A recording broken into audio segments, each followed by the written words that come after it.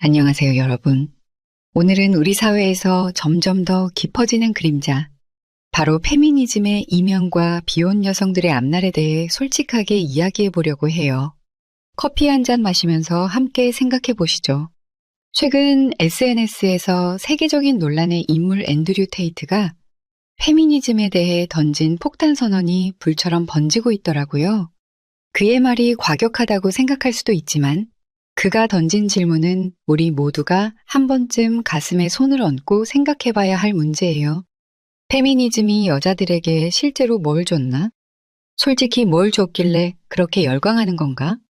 과거의 세상에서는 남자와 여자가 결혼하면 남자는 평생 그 여자를 책임지고 보살펴야 했어요.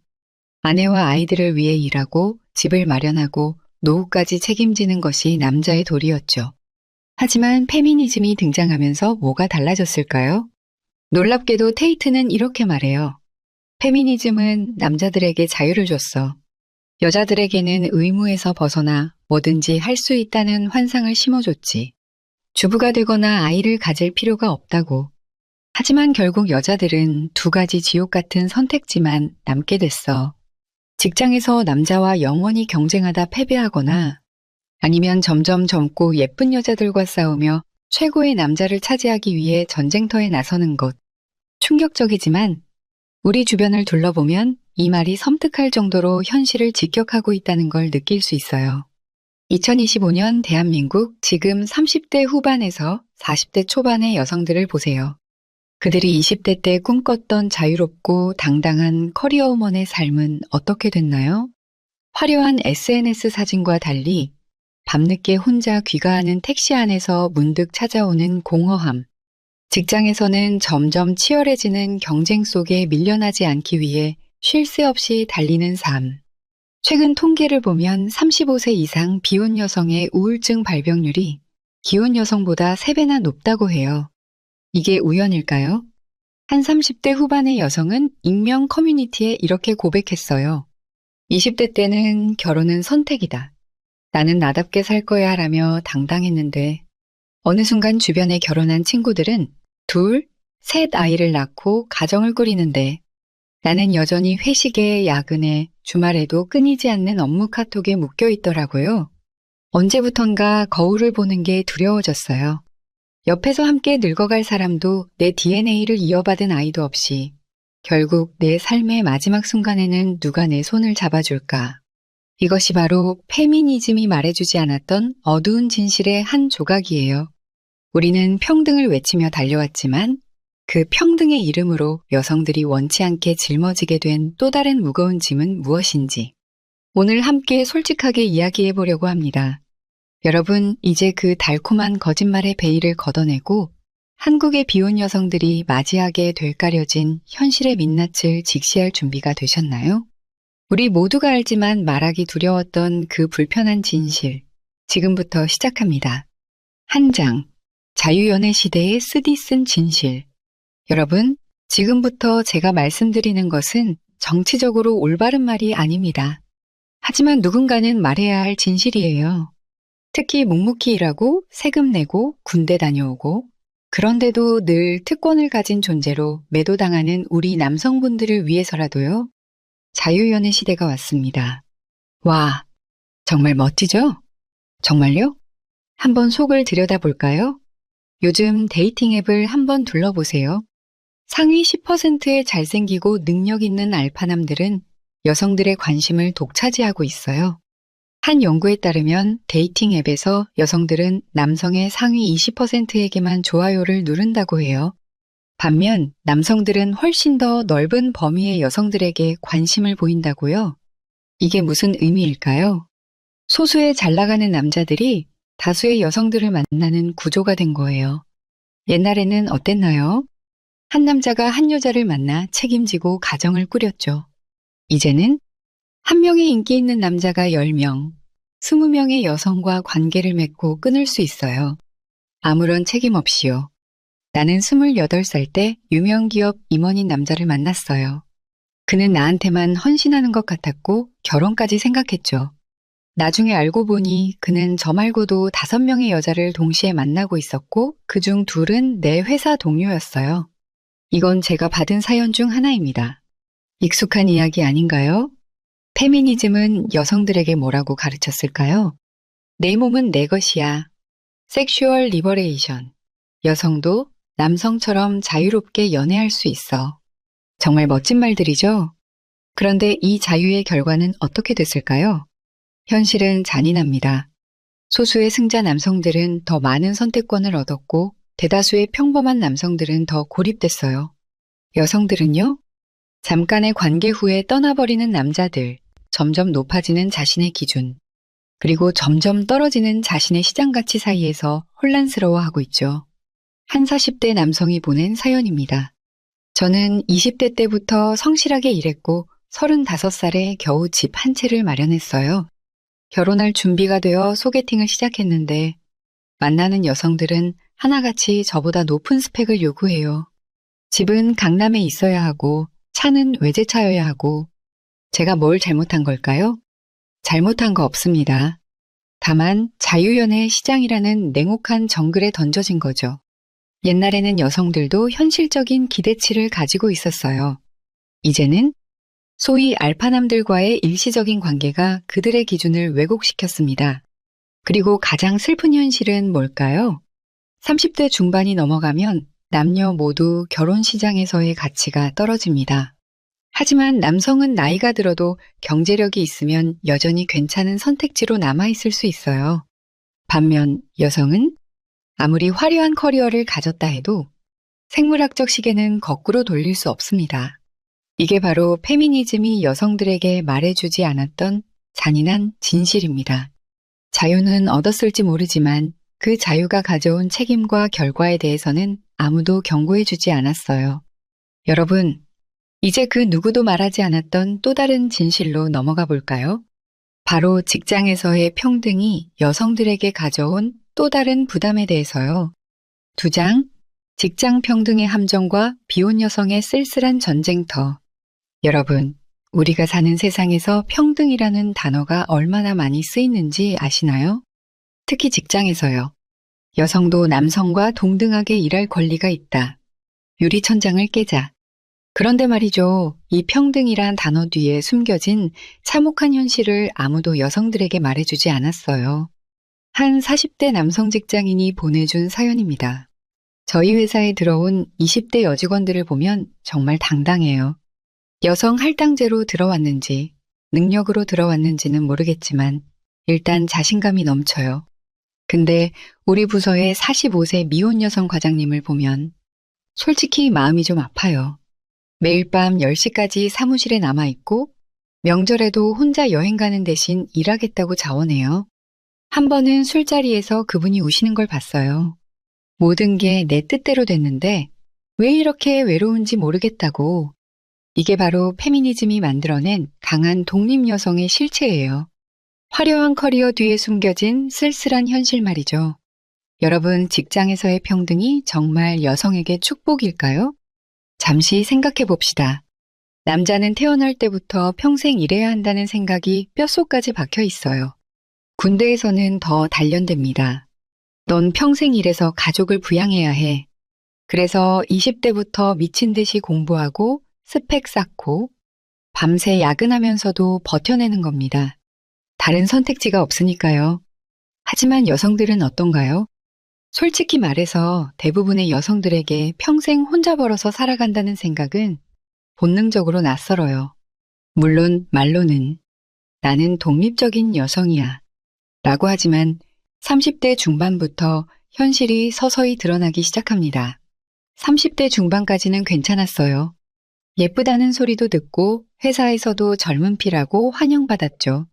근데 35살이 넘어가니까 달라졌어요. 갑자기 김 과장님이 아니라 그 아줌마가 됐어요. 건강도 안 좋아지기 시작했고 매일 밤 혼자 집에 들어가는 게 너무 서글퍼요. 이건 한 37세 여성 간부의 고백입니다.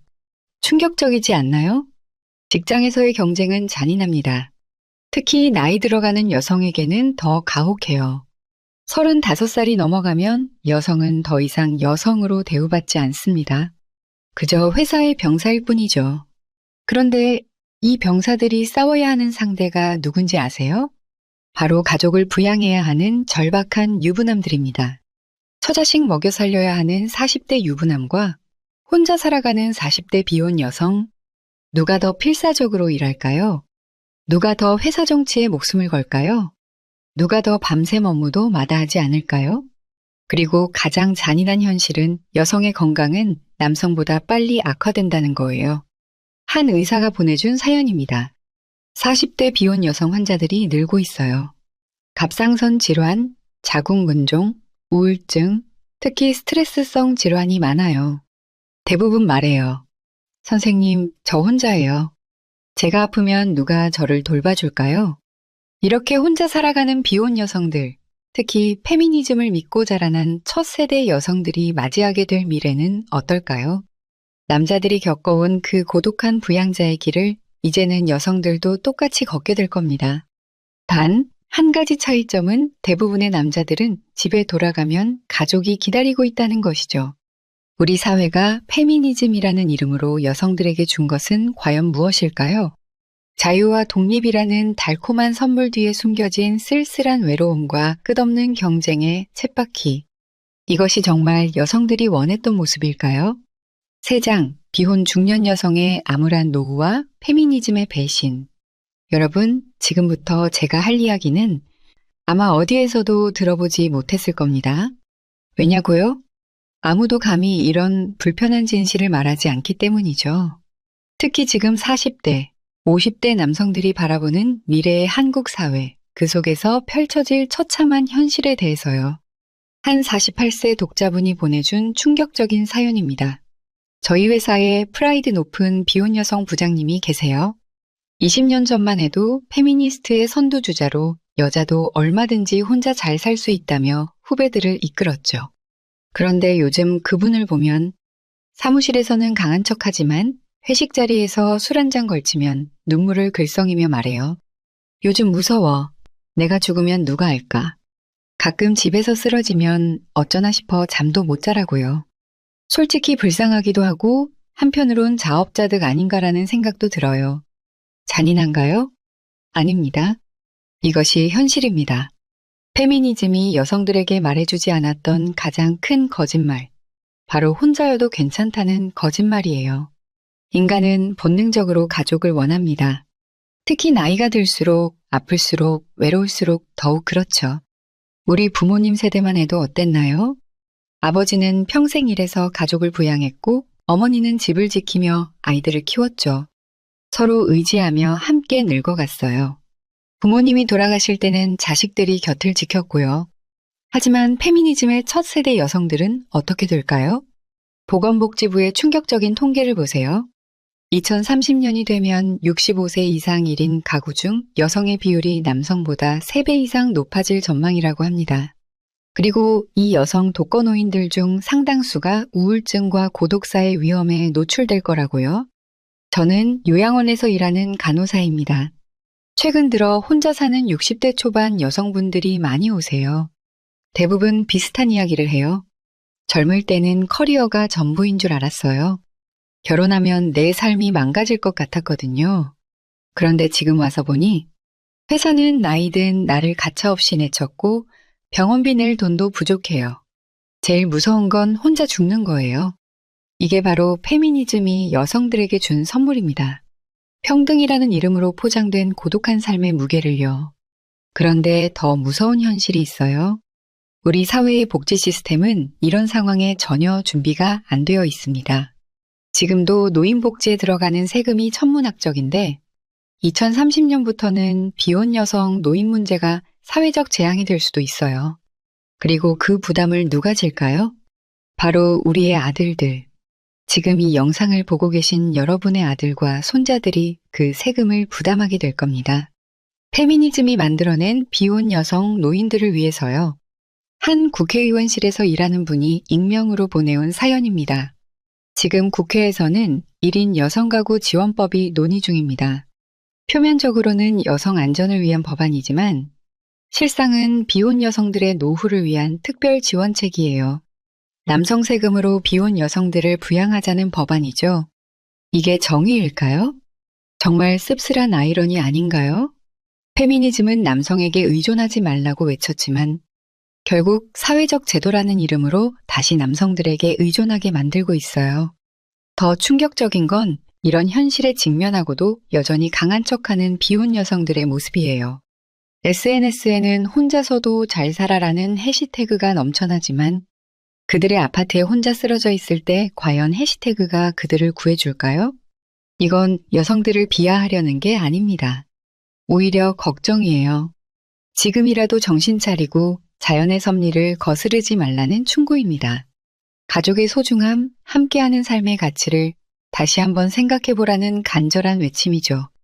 여러분, 지금 20대, 30대 여성분들, 페미니즘이라는 달콤한 독약에 속지 마세요.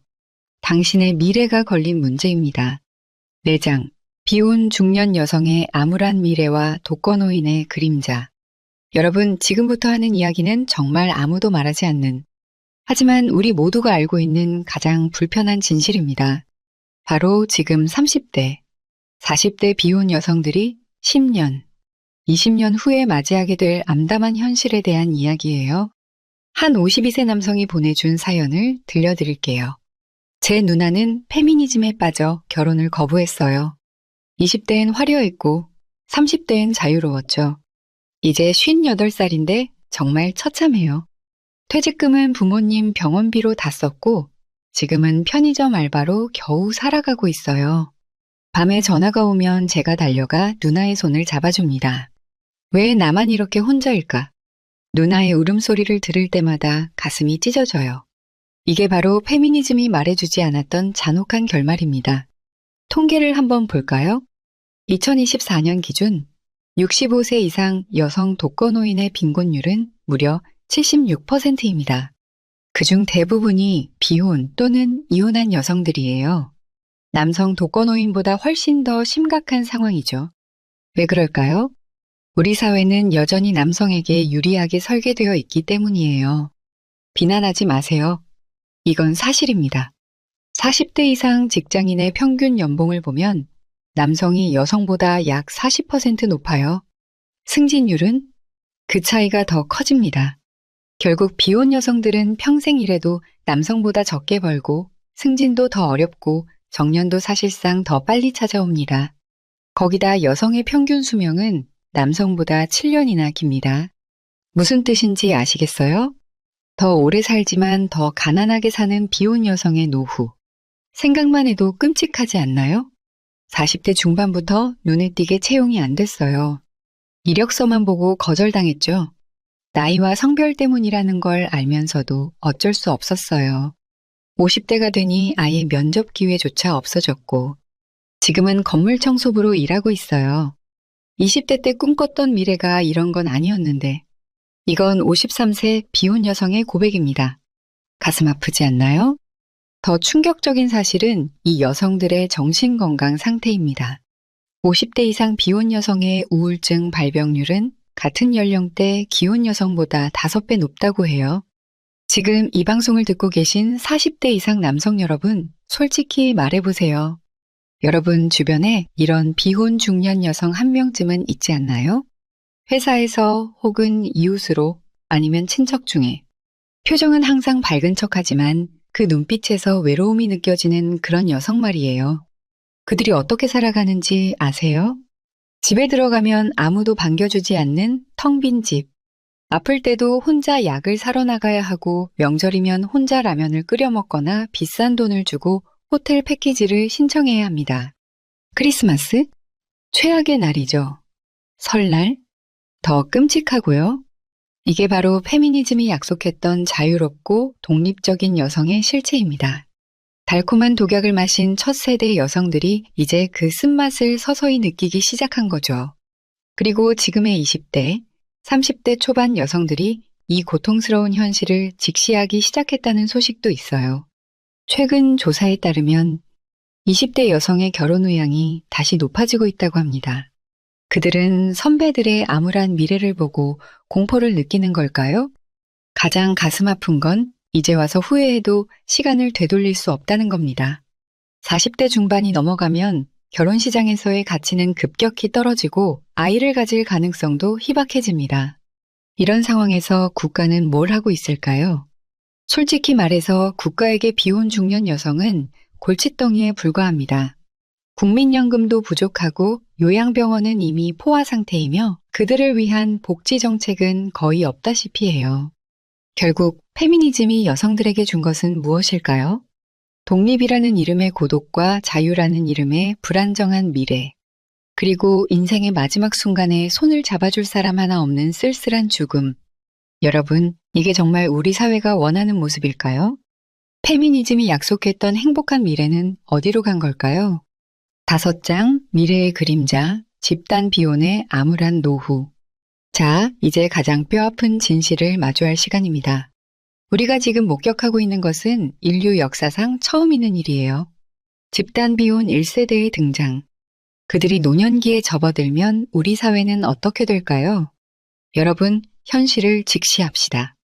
지금 30대 후반, 40대 초반의 페미니즘을 신봉했던 여성들.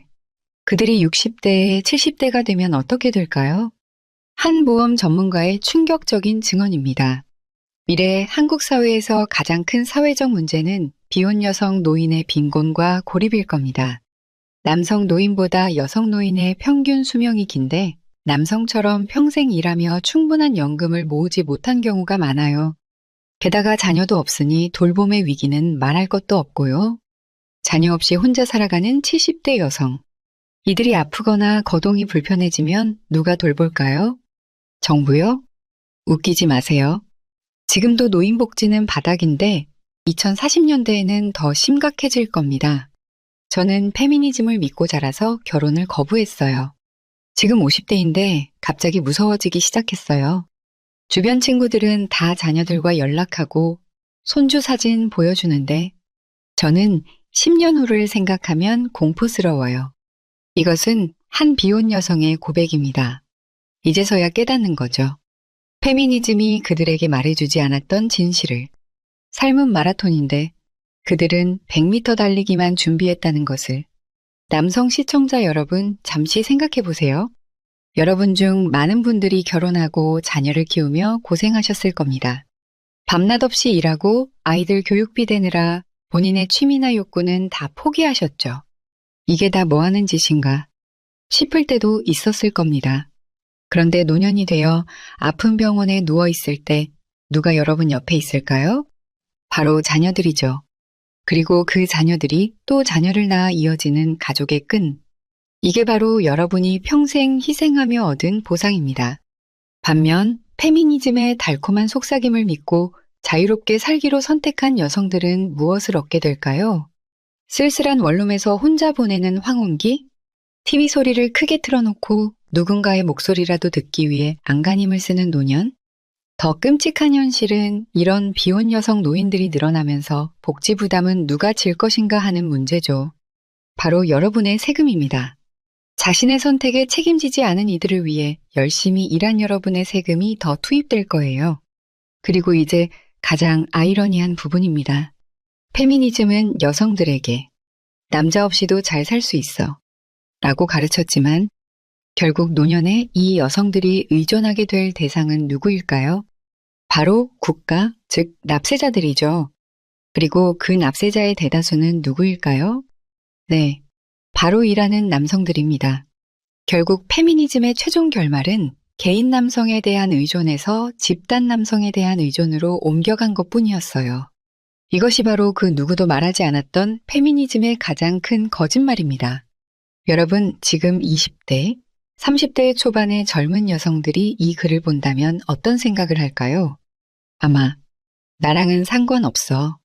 난 다를 거야. 라고 생각하겠죠? 하지만 시간은 누구에게나 공평합니다. 그들도 언젠가는 깨닫게 될 거예요. 페미니즘이라는 달콤한 독배를 마신 대가를. 독자 여러분, 이제 이 고통스러운 진실을 직시할 때가 왔습니다. 한국식 페미니즘이 여성들에게 가져온 것은 정말 해방이었을까요? 아니면 또 다른 형태의 족쇄였을까요? 여러분의 생각이 궁금합니다. 댓글과 사연으로 의견 보내주시길 바랍니다. 다음 시간에는 더 충격적인 주제로 찾아뵙겠습니다. 감사합니다.